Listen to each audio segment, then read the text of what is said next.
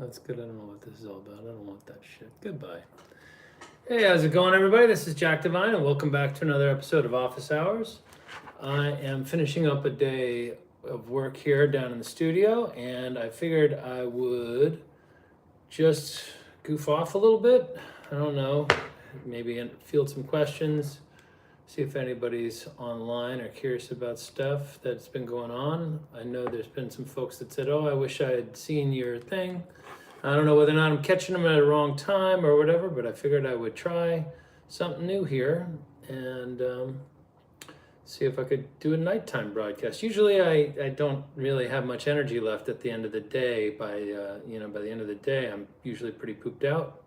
But I recently stumbled upon a song and I was feeling kind of energized, and I figured I would step in and step online and see what's going on. So let's just go here and see if I can find, maybe sometimes my page will actually show me what's going on, and I can actually see hey, there it is. Somebody's watching, it looks like. I don't know who it is. It's probably me. Let's turn that down. Now, anybody who comments, I can actually read along without looking at. See, there's a little me. Look at that. Can't believe it. Anyway, I just finished up teaching for the day. Anyway, I'm sitting around here with the Strat. Hey, it's Scott, Mr. Cachopo.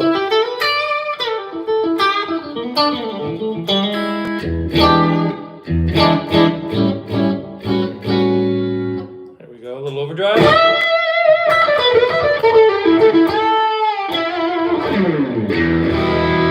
Is that okay over there, Scott? Can you hear everything? I gotta get a taller chair to feature the guitar more, or maybe it's nice to be able to see my face. Hold on. Maybe if I raise the Strat a little bit. There's always some getting used to, like, this kind of formatting. I'm not really that structured a cat. Maybe with guitar I am a little bit. This is what I was working on.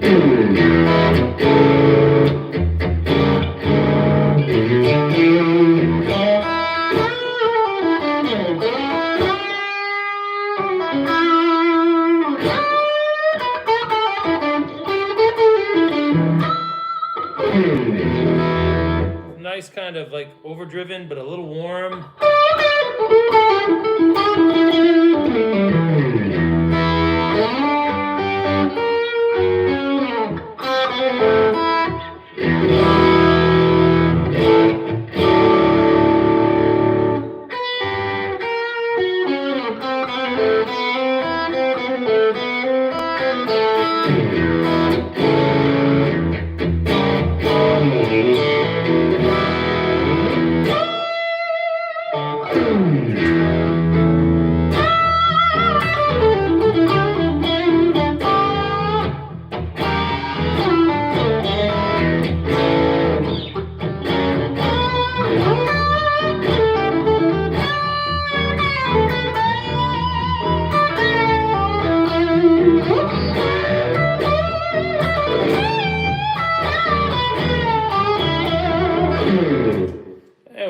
Fucking love that song. Hey, how's it going? Hey, Eric, it's you. Man, I haven't seen you in a little while, actually. I'm doing an electric thing, but I guess I could always grab the acoustic. I've got some acoustic-based students out there, if folks didn't know. And just super happy to be around and alive and kicking and sharing music with the world. So it's kind of fun to be here at one of these live chat situations. Everything sounds and looks good. Eric, Scott, are you guys familiar with that tune? That Mainline Florida? You ever heard that tune? Super fun tune. Anyway, I was fucking around with this for like somebody for a tune, just kind of. And I remember that tune. Like it's you're unfamiliar with it? Oh, it's off of one of those. What is it? I think it's 461 Ocean Boulevard.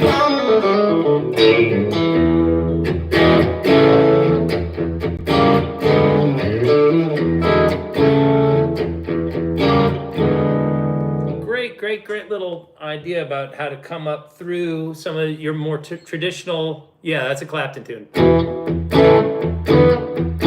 So So you got these kind of where you play the E chord, and you slide up to the 6 and bar. And you keep the E pedaling, so it's kind of like an E bass over the A from the 3rd. And then the traditional move is sliding up into this kind of fragment of a G-looking chord, right? But it's really functioning more like an E7, where the 5 there and the 7 on the D note at the 5th string, 5th fret. So it's kind of like climbing rather than your traditional.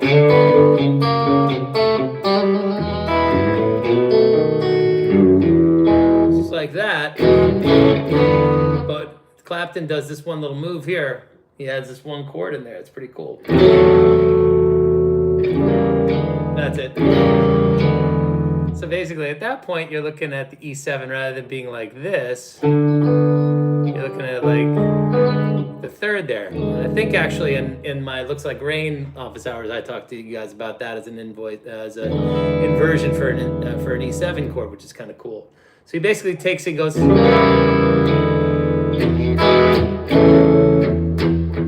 you get enough time to switch over and reach up and go. Although most of the time you see him just playing these.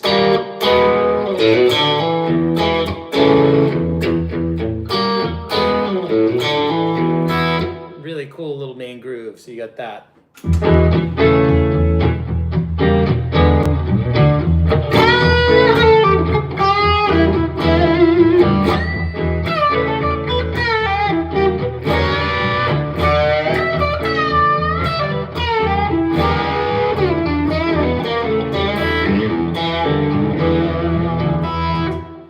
Fun. Anyway, yeah, it is a Clapton song, Scott. So, or at least he made it famous to me anyway. I don't know whether or not he wrote it, but I bet he did.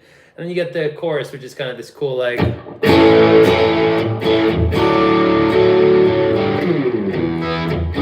Yeah, it is a little bit like, but this is like 40 years ago, right? And again, mainline Florida. Up to here, like this is like this little G chord. Well,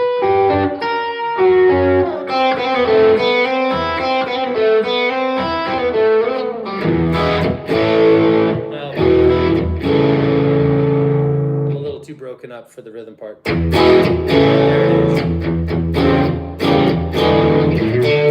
is. Anyway, I've been fucking around with that. It is a little bit similar to. If I could burn the candy and I can burn the day and burn it down, right? I could change the world, right? Something like that. That's a lovely song, actually. That's what him and Babyface of all collaborations. Pretty interesting. Anyway, I'm really not the world's biggest Clapton guy, but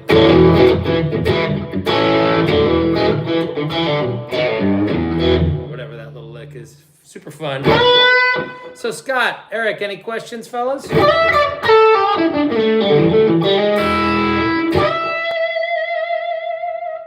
gotta figure out how to get that vibrato like Clapton. He has that great, that floating vibrato. And that kind of out of tune in a good way. Like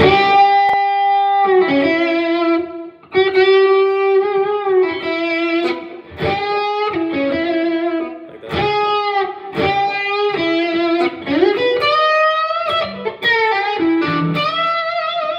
I'm too hung up in my Hendrix. I got to figure out how to get that Clapton thing together.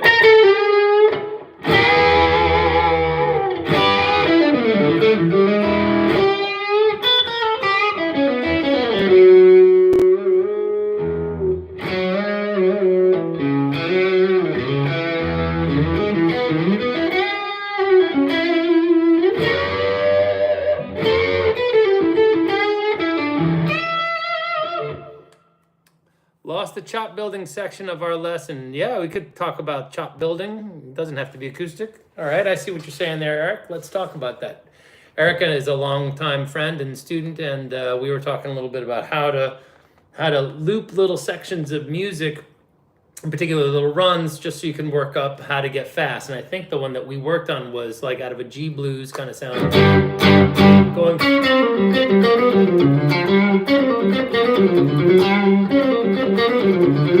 So this kind of like, just, it could be any lick, but what you want to do is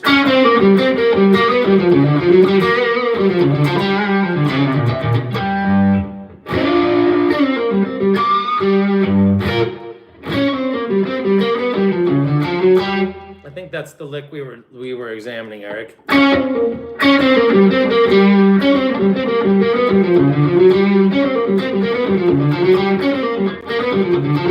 So just kind of getting something like that nice and steady. And then going, just kind of getting it locked in, okay? Then taking it up an octave. Now it's not always going to translate because you've got different strings.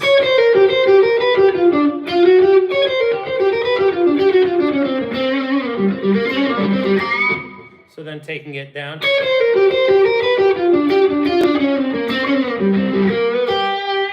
And then starting to combine licks.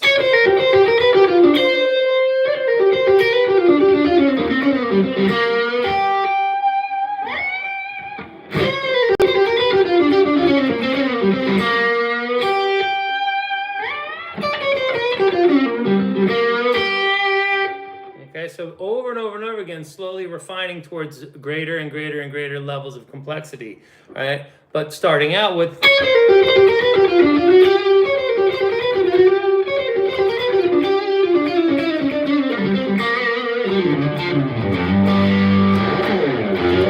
so maybe you want to work on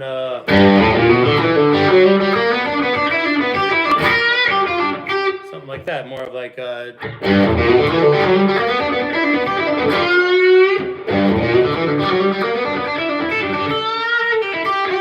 I'm using that same little launching pad every time. And then from there, I'll just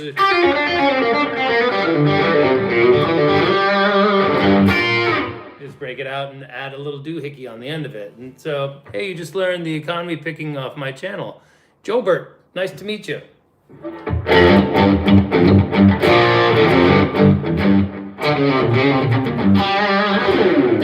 So economy picking notwithstanding, this is you know, I think that's a great thing to learn about. Don't get me wrong, I use it all the time. But obviously nothing can possibly replace the old bread and butter of alternate picking. So many of my students I still see having a dreadful time. If they've gone years without any kind of tutelage, they didn't get somebody wrapping their knuckles, every time they do two downstrokes. Unless you're shooting for a deliberate choppy sound, which is very cool. Like you might want to have this sound versus that sounds different to me. That's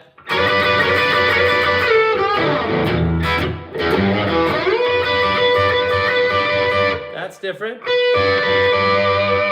versus, I mean, granted, strats sound already a little ice picky on the back pickup there.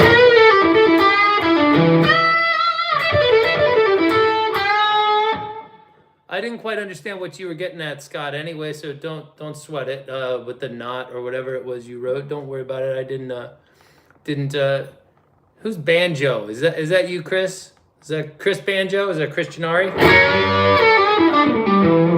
All right, so don't be afraid of using double downstrokes. Just be aware that that's what you're doing, okay? Be aware that there's usually a price for it in terms of causing some sort of a little bit of a hiccup with the flow, all right? So sometimes you'll see me go, that's because I'm looking to get a little bit more punch out of it, right? Right, a little bit more aggressive. You know, the world wouldn't be the same without, you know, you're a 16-year-old deadhead that got invested into the dead with my videos. Holy shit, that's cool. You just went to go see DSO and JGB with your dad as well? That's cool. You're random. Well, I don't know if you're random, but you're welcome is what you are, dude. Welcome aboard. It's nice to meet you. Well, I guess I'm dealing with another artist tonight. I was started out talking about Clapton, but we don't have to linger there too much. But back to Eric and the whole idea of building chops, right? One of the things you want to do is the same way you're going. This kind of use of the middle finger to kind of gliss into notes, right? So when you hear that,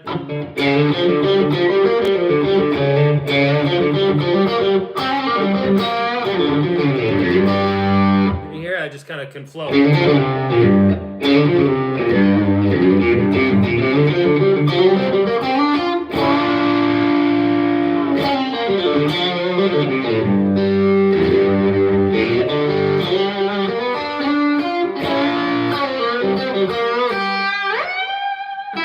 What we're going to also need to do, Eric, is you're going to want to learn to play groups of 4, like let's go up a G, then come up to the 3rd, again,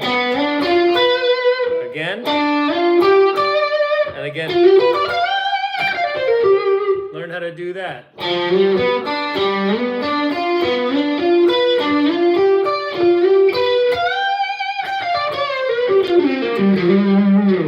Very, very handy for chop building. Oh!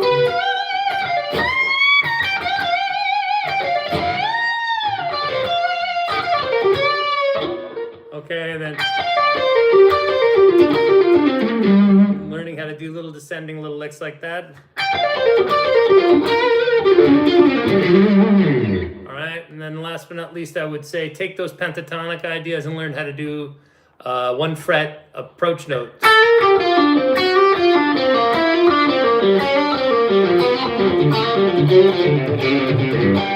And pretty soon you end up.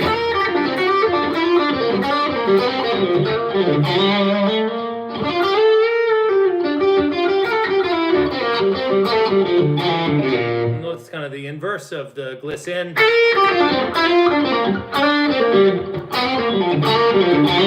Is the gliss out.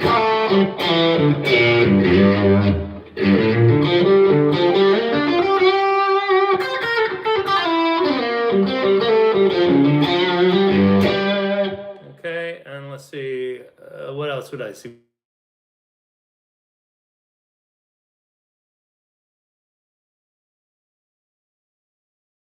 All right, so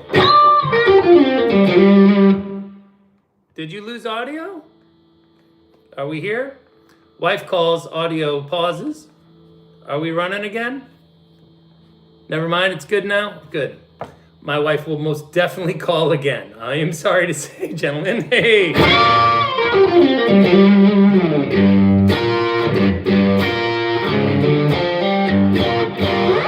All right, so what was I going to talk about? Oh, shit. Oh, so the way that I like to work on this 1 finger, I'll use that. And I don't really care too much about the pattern. I want it to be free-flowing. I do not want you to obsess over playing the same number of notes descending down. But if you want to, you can just focus on what I would call the front side or the back side note.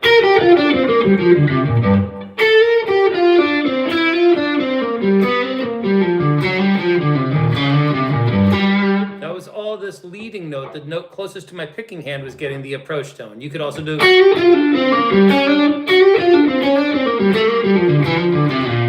right, nut side, bridge side, that kind of thing. Now we can do them both.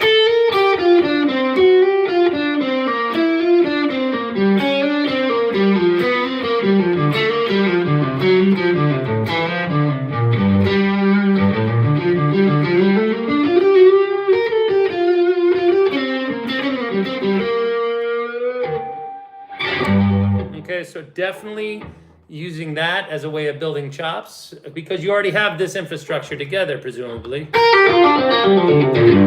So if you do, which you definitely do, Eric, then all you need to do is...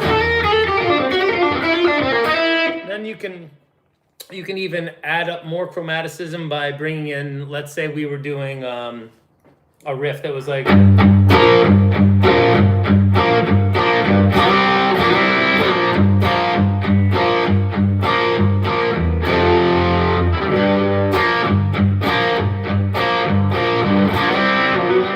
Coming up to that C.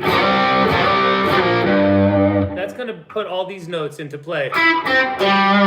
So we want to make sure that we're going to avoid this note. It's not G minor, it's G minor. The Dorian stuff, right? So if we can take our pentatonic stuff that we were just doing that.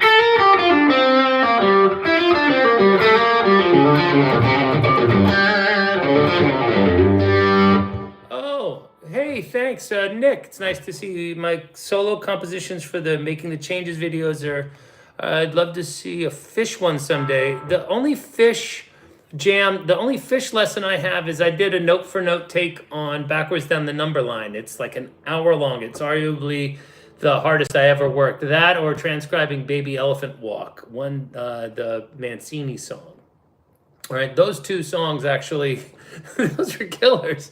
But anyway, if you're really into Trey's thing, the best I ever did was transcribing the entirety of the Backwards Down the Number Line solo from Joy. No, that is pretty close to note for note. I think I fucked up one or two little bits of it, but definitely a solid. I'm going to pat myself on the back for that one. That is a tough solo to do. It's long, so it took forever. But back to what we were trying to tackle as far as trying to get my boy Eric a couple more things. In addition to, let's just say we now have 2 notes or 3 notes, okay, on each string.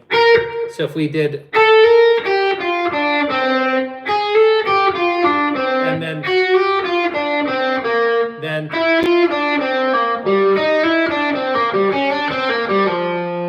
okay.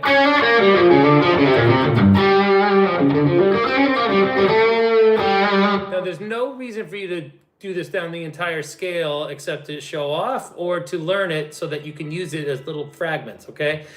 Generally speaking, I would try to discourage anybody from playing, an entire arpeggio all the way up. It's better when you use a little fragment of it or sequence it. Something like that, right? So similarly with this kind of technique, you don't want to do it back to back to back to back to back to back to back before somebody throws fruit at you or something like that. Just a little bit like that. Now, granted, you can take that to any G minor shape. Right, let's take this one here. Right, you could do the same thing here.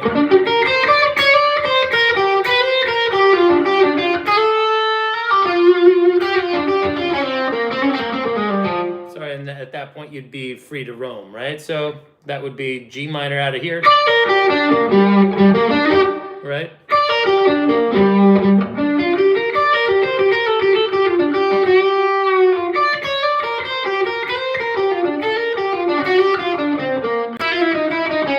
And maybe you'll find some new ideas. I'm just fucking around.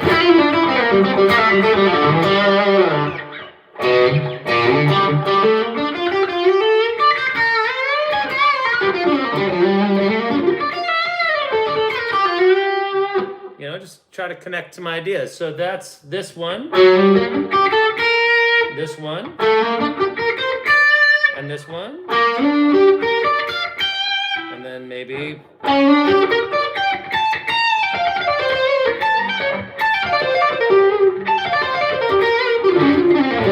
Okay, and then last but not least, Eric, I would suggest that you learn some of these kind of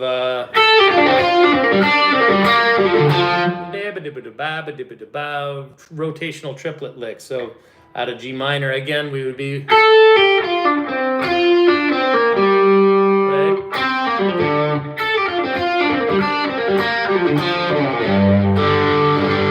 That kind of thing. Jack, you're the man. Love the video. So grateful to him. Bob, I am grateful that you're tuning in and saying hi. I'm already back into a major key.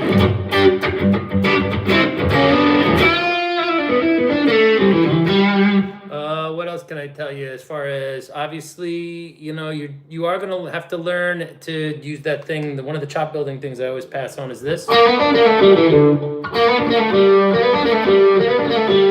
it's still out of G. Minor third, major third slide into chord position.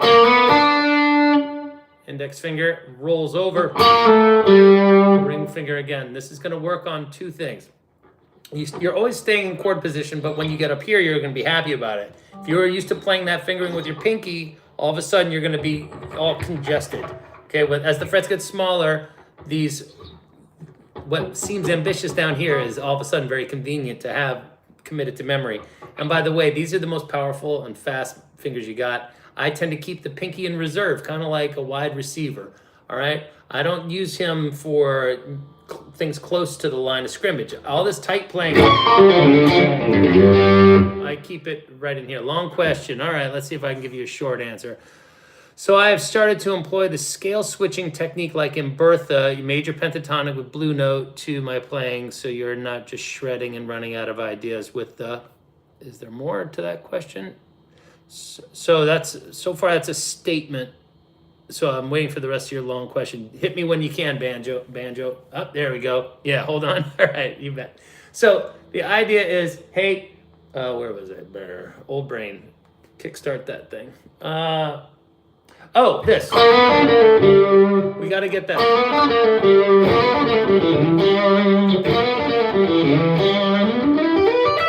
Whoa. So you got to get that whole highway together, right?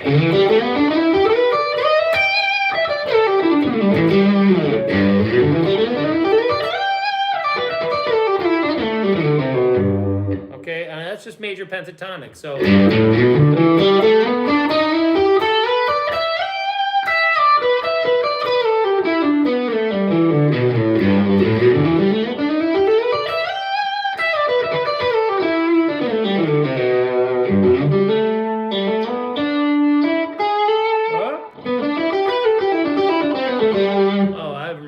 talk about. I was going to say, hey, for other chop building things, you're going to need to learn those rotational licks, but also don't be afraid to borrow some of the shapes from your pentatonics. I kind of use that, like, we could see that as being G major. Now, if we take that and bring it back 2 frets, all of a sudden we're just kind of playing G minor, but emphasizing the 9. All right, so we have already got that discipline, and all we need to do is kind of add this, and now we're doing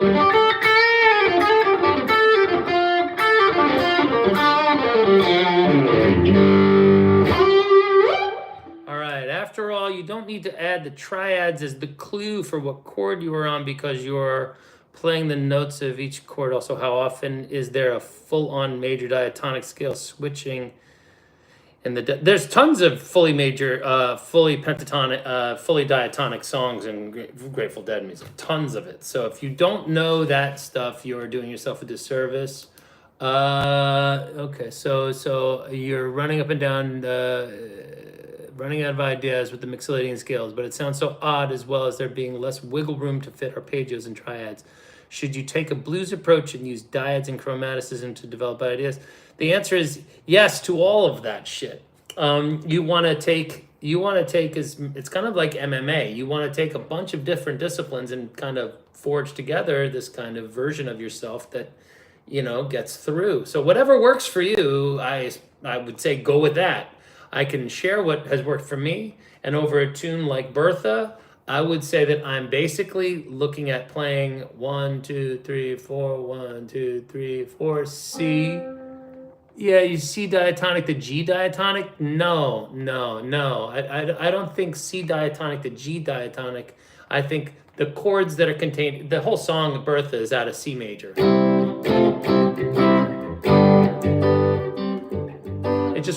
It relieves itself to its 5. Okay, so we view this, everybody's going like, this is the 1 chord. But just because the song starts on the 1 chord doesn't mean that it's where it starts. Just because it ends doesn't mean that that's what key it's in. I'm sorry, I'm reading and trying to talk, so I'm kind of getting stuck.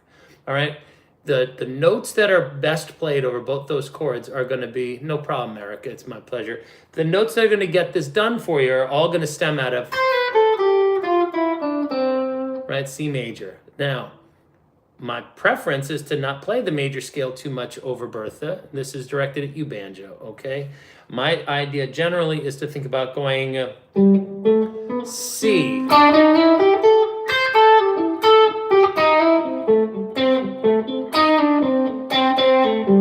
And then go to the G chord.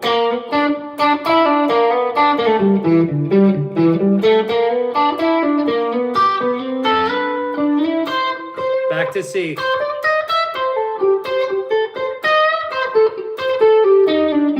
G. C.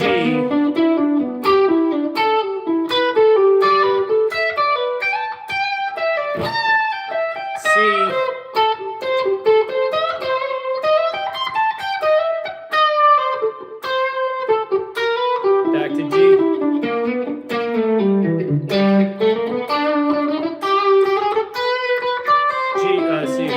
C. Okay, so all of that was without playing any C with the B in it. Okay, I didn't do any C major. That was all major pentatonic flat 3. So that right there is the entire thing. It's just parallel major pentatonic flat 3. That's my approach. That doesn't mean that you go play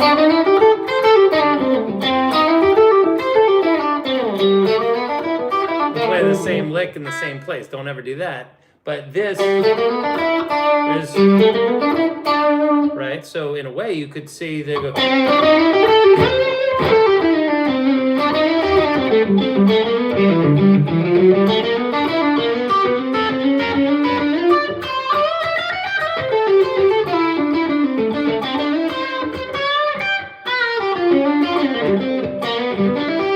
Right? Yeah, so you do need all the positions, but in truth, what you really should probably be doing is actually just looping the use of two adjacent but dissimilar positions. So you could use this. And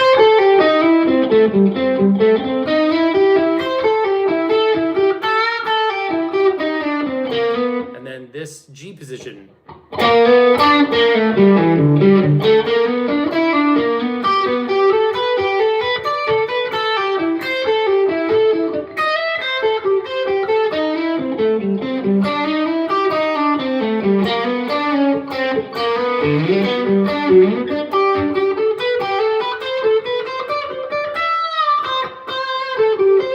Then that's what you should keep doing, banjo. That's going to get you there pretty fast, okay? But then once you get this C and this G, then go to this C and that G, and this C and that G, and this C and that G. All right, and try to utilize them, and then think about going this C to that G, this C to that G, this C to that G. You'll keep mixing them up.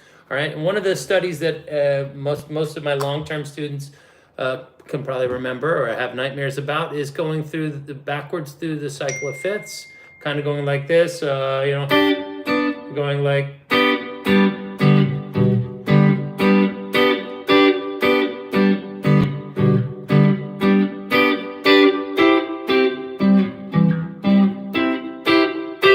Okay, basically just going through the triad.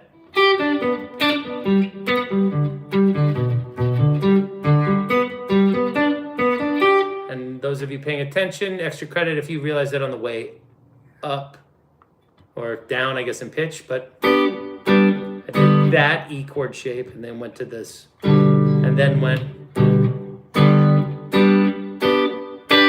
then C.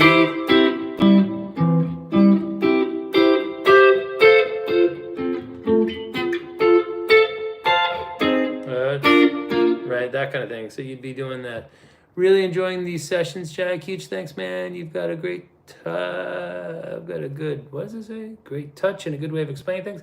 That's nice. That's wonderful, Wes. I appreciate the positive feedback and stuff like that. The truth is, Nick Brody is saying something too, so I'll probably jump fast. But thank you very much for the kind words. I do appreciate that. I'm wondering if you have a theory, sort of reason why we don't add the 2 and the 6 to a major chord and the 4 and the 7 to a minor chord to get a pentatonic.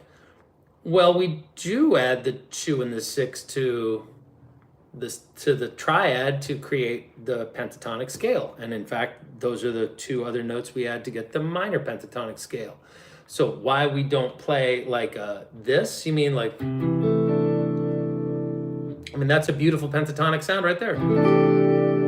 Okay, and what do we have? 1, 2, 3, 4, 5. That's a C add 9 with the 6, right? This is a chord that lots of jazz songs end on, for example, because in my opinion, and the opinion of Barry Harris, this is a more stable sound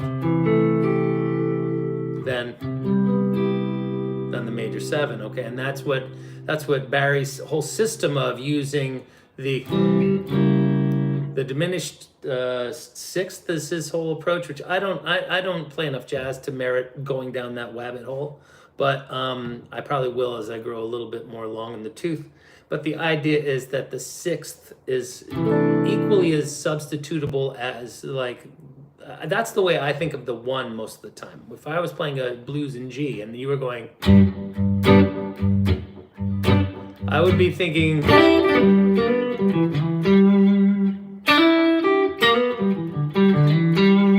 I would not be thinking, you know, no, I mean, okay. And certainly if I was, wouldn't be thinking, not particularly, not unless I was hearing, if I hear that, okay, then I'll gravitate towards flat 7 bass lines. When I hear this, or if I hear this, and it's a shoe-in that's going to be my thing. But if we were just looking at like a Motown tune, like,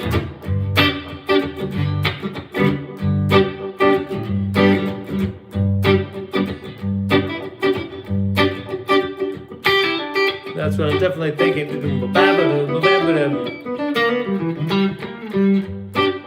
So finding that ability to find that kind of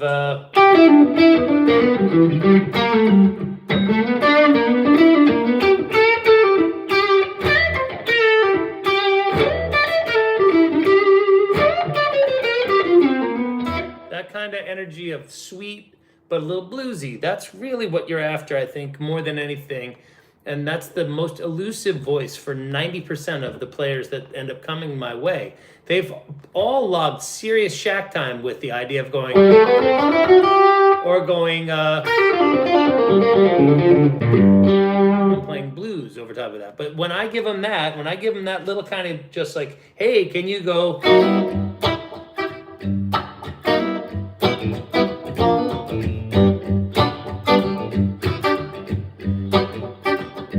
what can you do over that, right? They start to go,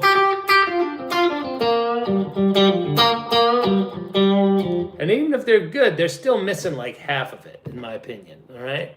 So if I think about why we add the 2 and the 6 to a major chord, and this is if I wanted to get the pentatonic. Oh, I see your question now much more clearly, Nick. My apologies for misreading it. Why? Because, well, in the 2 and the 6 are kind of these almost like, I'm hesitant to use this term, but my kids keep talking about NPCs, right? Non-player characters. They're just they're kind of one less than the main tentpole protagonists in our story. Of the G chord has a like that. Okay, so those are the main numbers that we're mostly focused on. Okay, out of our major chord. But if we gotta have, maybe a better analogy would be like a basketball team, 5 players, right? But the guys that everybody talks about are like the power forwards, the center, the big man, right? Those kinds of those big players, right? Those guards, we need them desperately. You can't. Those are the cats that are awesome at, you pass to one of them so you can then go up the court and get the ball again. If it's all just one man going through, imagine if I was just trying to play a solo and all I had access to was those three notes. Sorry, I won't even use that.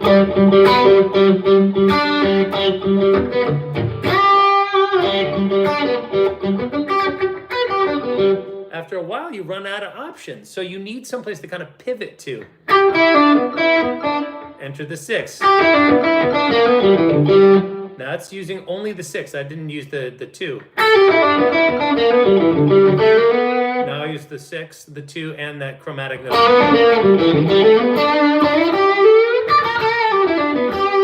And that's going to sound great. But it also, if we don't add the flat 2, if we don't add that flat 3, and we think about it from more of a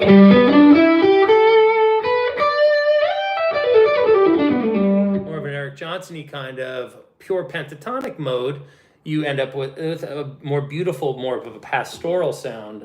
One of the ways I'll use that is if I'm talking about, you may have seen a lesson, pardon me while I do this, I'm going to go and find a sound that has a little bit more ambience on it than what I was just working with here.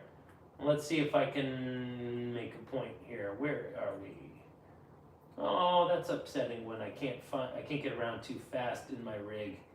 Everything is kind of alphabetized and it takes me forever sometimes. So bear with me a second here. There we go.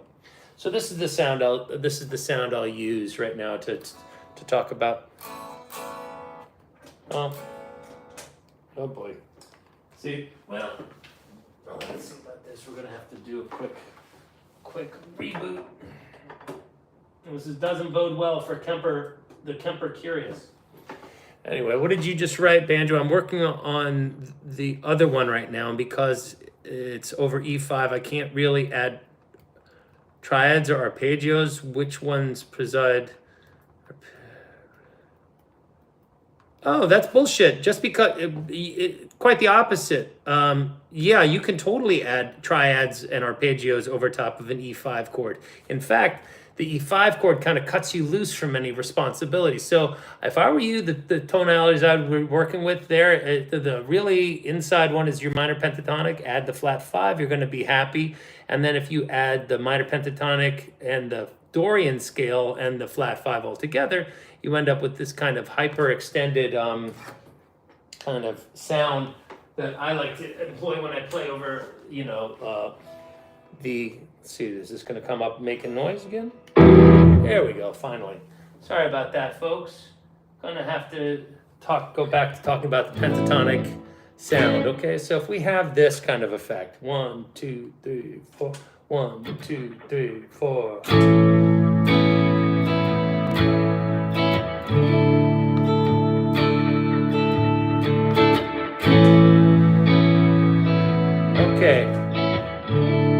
Okay, so basically going from A major to D major. Okay, so over top of the A, we're going to go.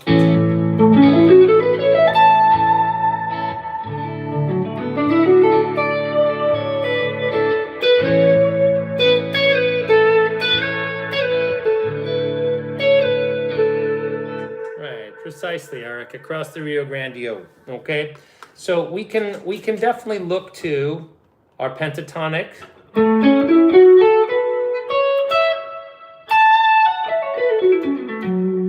scale to sound just absolutely banging there. That is one of the best uses of pentatonics. Right? Right?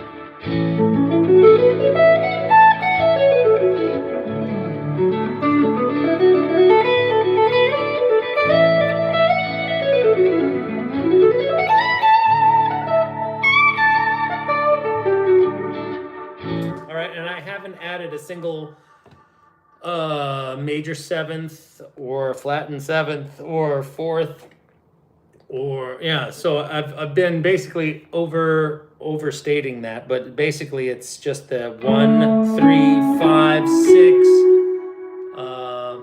root 9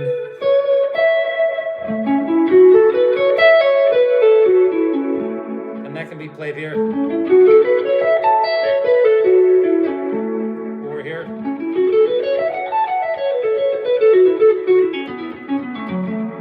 then all those A's and all the subsequent fingerings would shift to D's. No jokes. Right?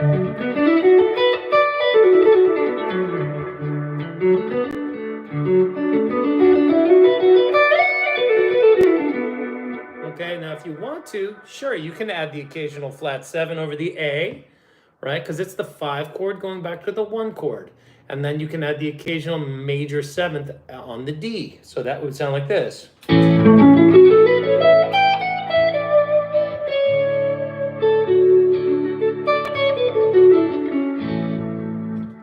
How do I make it sound melodic? When I play it, it sounds like a collection of notes. Well, I mean, that is what it is. It is just a collection of notes. I just kind of use phrasing and timing, all right? I think I've got a little leg up on you in that I didn't invent it, but this is a thing of mine, you know? I mean, I didn't invent the pentatonic scale, but I'm definitely looking at it a lot more, you know, with a little bit more oh God, D's. Yeah, okay, there you go. Would I say D? I use D's a lot? No, not. I'm deep into. I'm 25 years into my marriage, so D's don't get used too often. So anyway, back to.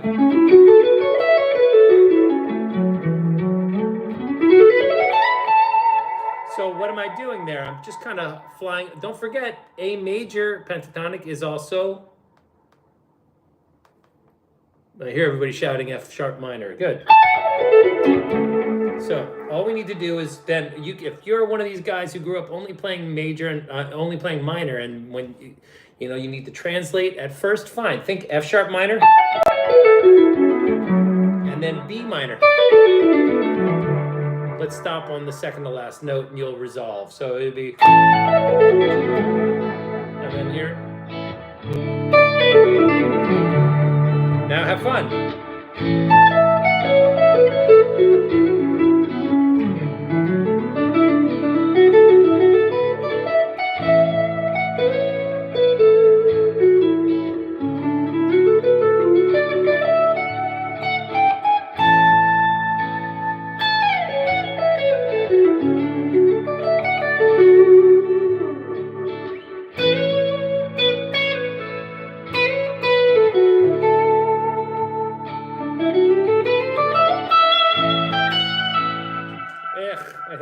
I hit a stinker with all that echo. Congrats, I get to hear it 14 times. All right, yeah, what else we got here? So I'm working on the other one right now, because that's over an E5 chord. I can't really, see, you can really add. You should just be going bonkers throwing everything at that song out of D major. So all of the triads out of D major. Okay, so that will be.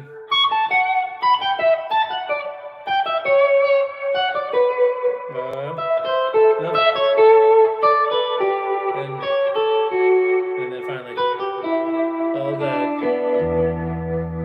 You can definitely use some minor triads, sure. But minor triads are the same as major triads with a different bass note over top of them. So don't get too hung up on that shit. All right? And the diminished, well, there's just a couple of those. So if you want to think about where you could do the diminished sound, I would say like over top of.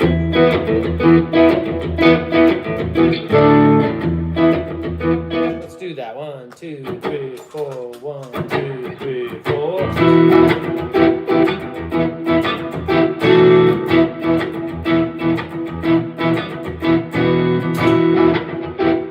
Okay, now, first order of business is this idea.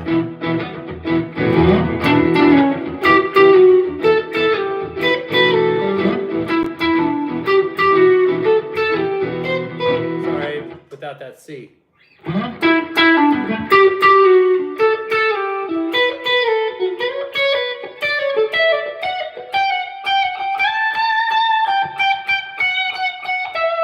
back to the source. Go back to like the 68, 69, 70 stuff. Once Jerry gets his head out of his ass and starts playing for real. Like, Jerry Garcia is a baby when he starts playing in this band. He barely understands what's going on in 66 and 67. He's still awesome, don't get me wrong. But he's nowhere near what he is 4 years later. In 1970, Garcia starts to realize what the hell is really going on in a way that he didn't seem to have under his belt. Now, granted, I'm not knocking the man. I mean, holy shit, the guitar itself, the electric guitar was in its infancy, right? People had just heard Clapton play a Les Paul through a Marshall in 1966. All right, that's how early this stuff is. So you can't blame him for not sounding top shelf right out of the gate. Okay, but if you look at how he's playing, okay, he's basically going to be taking this and going and playing A mixolydian over top of the whole thing. Okay, so that's going to be.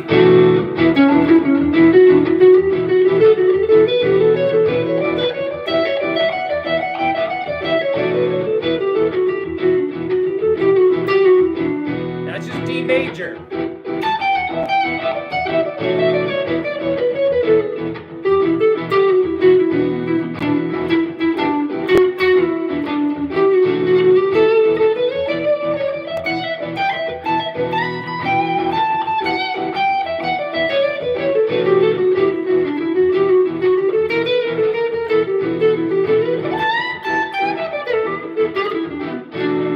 Okay, so I like to definitely use these ideas. I'm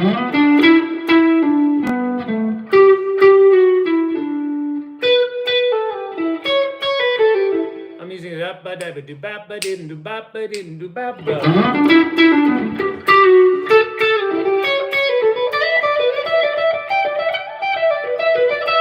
This kind of idea. Okay, that's definitely the approach that I'm going for.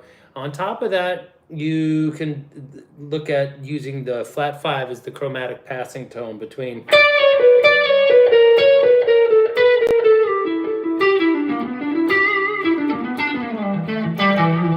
through your scale. So if we come down through the D major scale. Hey hon, what's going on? I'm live on the internet, so unless you want to be on the internet, I think you'll probably want to back out here. So what you want to do is you want to like do thirds going backwards. That's all right. 1, 2, 3, 4.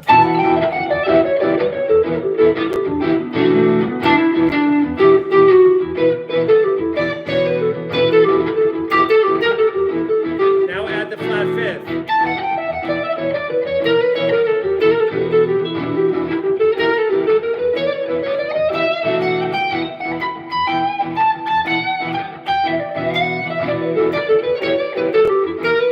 Here's what I told you, Eric.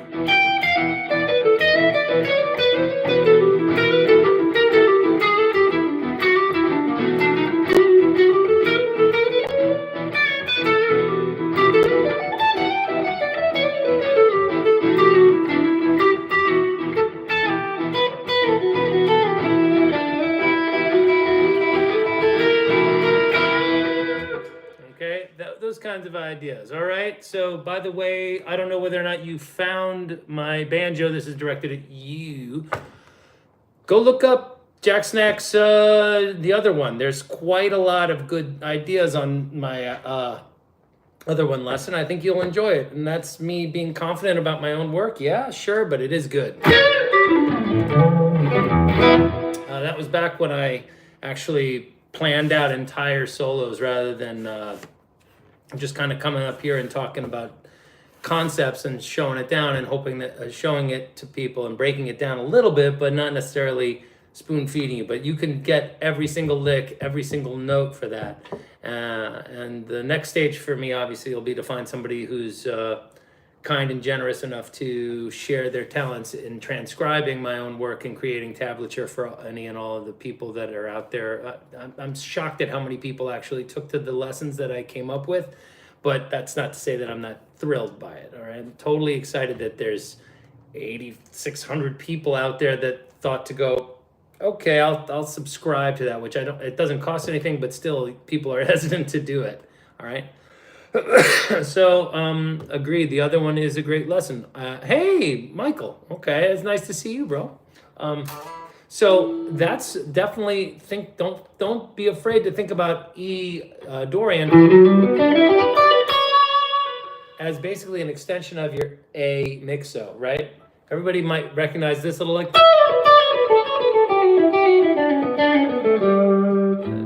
like an A.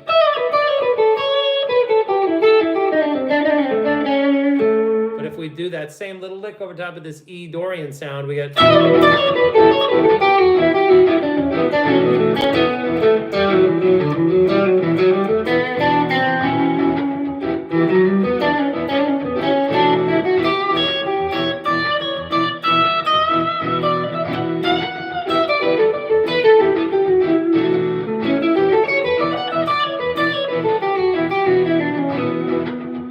All of a sudden, it sounds very Dorian E. So that's the way I'll flow through that. Can I use the flat 5 of the A chord and the D chord over top of that last little section that we were using? Or you mean over top of, is that going back to the section where I was playing over and see, this is where I'm happy to field any and all questions. David C2, nice to see you again. Can you give me the context? You mean during don't apologize at all. Just don't apologize at all. I just don't quite understand specifically which A and D chord you're talking about. Is it in the example that I used that was out of the ending of Mississippi Half Step? Or you're saying because inside of the D major scale that we were talking about, modally kind of exploding over top of the other one, which you can totally do. You can grab any and all of the modes, even like the 7th mode, that Locrian sound, right? Hear what that sounds like over top of that E sound.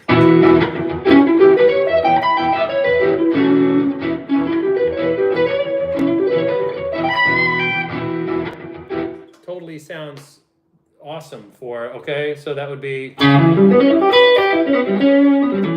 but basically that's just I just see that as E Dorian and A7 and D major and just all those things, banjo. They're all gonna just turn into one big smear of modes of D major, all fall into this one tent. Now back to your, can I use the flat 5 of the A chord and of the, I wouldn't use the flat 5, so that would be, so that'll give a more of a Lydian flavor to that A chord.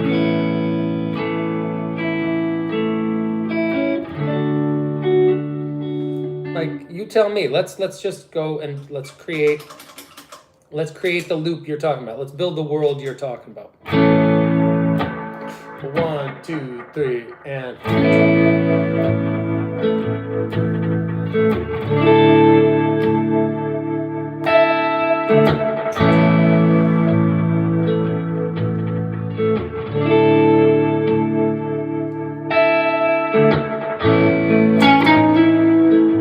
I don't dig it, but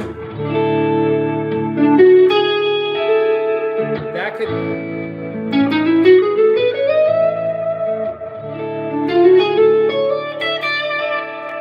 So generally speaking, I would not do it over the 5 chord because it is so definitively pentatonic, but over top of the, we'll get to you in a second, RC, and I kind of agree with you actually. So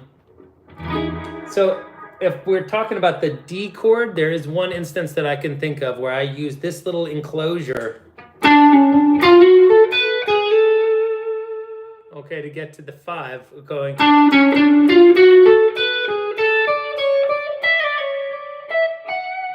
Okay, let's try using that little line over top of there. We'll start out with the standard.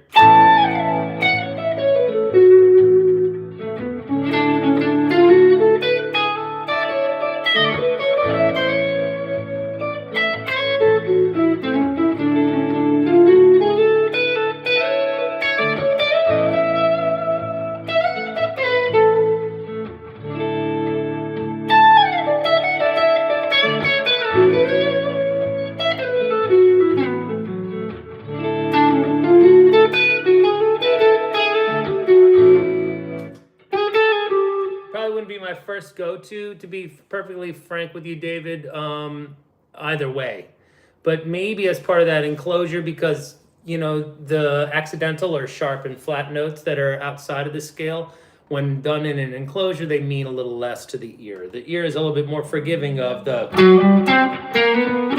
that kind of.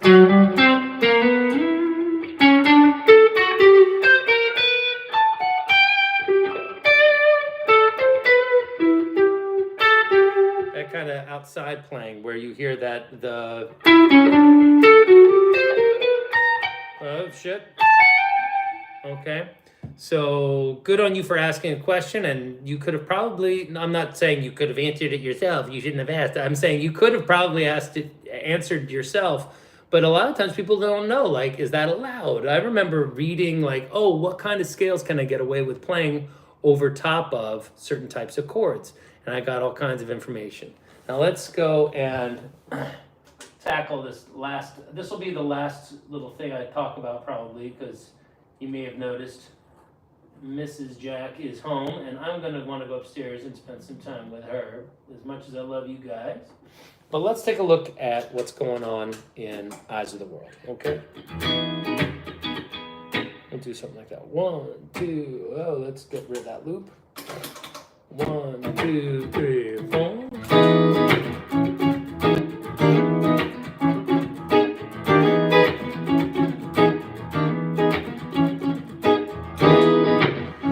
Okay.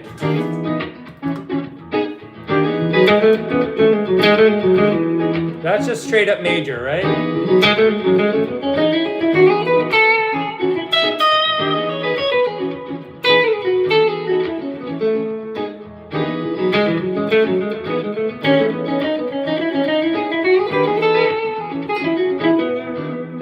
Okay, so that's perfectly acceptable. That said, somebody commented here that RC likes the sound of the flat 5 over the Eyes of the World intro, which sounds a little bit, it's a little different when you hear this. Okay, that's going to be that B flat rather than the A natural.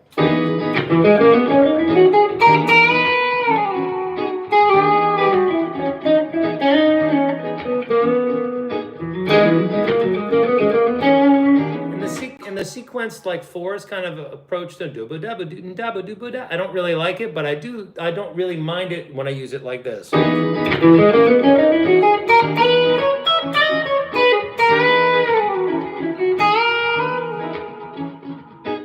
That all works for me.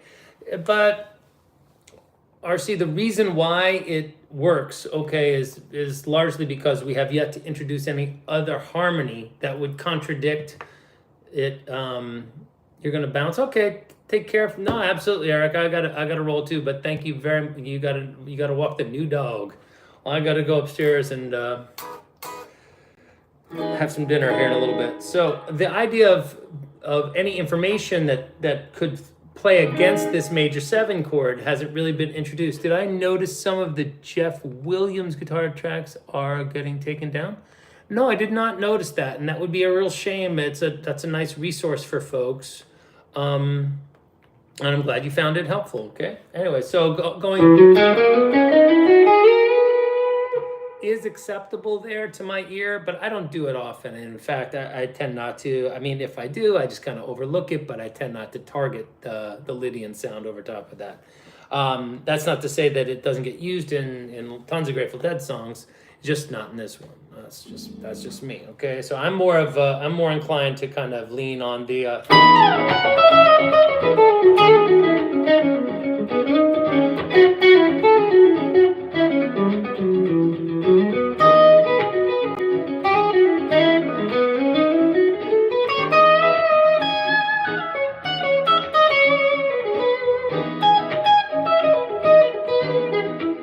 That kind of.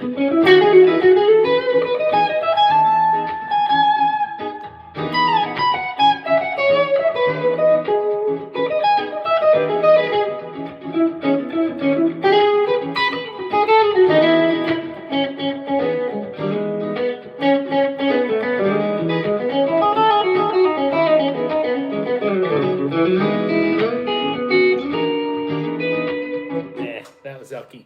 All right, so fellas, ladies, if there are any out there, which is super doubtful because apparently girls don't want to learn guitar from old men like me, but that's cool either way. I want to say thank you and much love from Brooklyn out to you, and I'm gonna run away at the now because I got to go and be a family man. I have somebody here that I want to spend some time with. So I hope you guys can understand that. And from my heart to you, what I have is yours. All right? Take care.